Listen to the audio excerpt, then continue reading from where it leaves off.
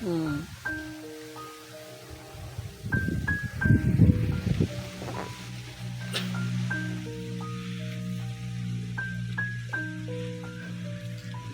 So ngayon rin mag-ano ka na,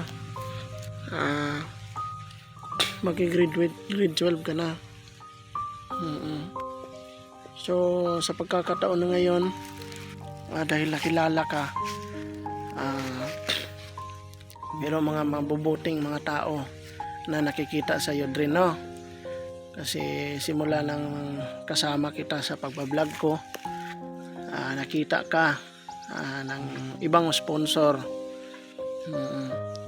Si Mami Daisy Gutang, isa din siyang sponsor. So nakikita niya ang kasipagan mo.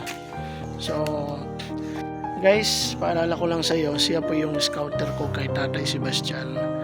Siya po yung pumunta kay Tatay Sebastian. So yun, nakita ni Mami Daisy na isa pa lang si working student pala si Aldrin. Ayan, natunghayan po natin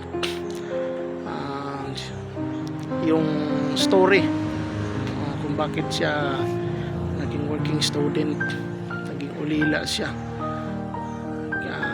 1 month pa lang. So ngayon din gusto kong sabihin sa iyo, ngayong grade 12 ka, may tutulong sa iyo. Merong tutulong sa iyo sa pag-aaral mo. So Mami Daisy magbigay ng pera, mag-ano sa iyo, yung mga allowance mo, tapos yung pag-aaral mo, na yung pasukan na ngayon, di ba? Kailan yung pasukan nyo ngayon? 29. So before that, mag-ano kayo, kailan yung enrollment nyo? Bukas, try ko magpa-enroll, kukuha. Try ka magpa-enroll, kuha mo muna. Kasi nalaman ko na mag-transfer ka ba? Mag-transfer ka dito sa Quezon. So kunin mo doon, tapos sabihin mo sa akin kung magkano. Meron kang mga bayarin. Bayarin ka doon sa eskwelahan. Sabihin mo sa akin kung magkano. Para mabudgetan natin. Kasi si Mami Daisy tutulong sa iyo sa pag-aaral mo. Mabuti na yon para hindi ka masyadong ma-stress, ha? Tapos ang gagawin mo lang din, i-focus mo yung pag-aaral mo. Dapat makikita na yung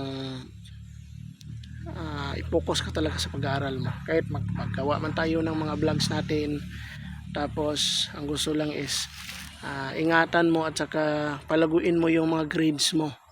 Kahit man lang ngayon sa grade 12 ka, kasi mag-graduate ka na grade 12.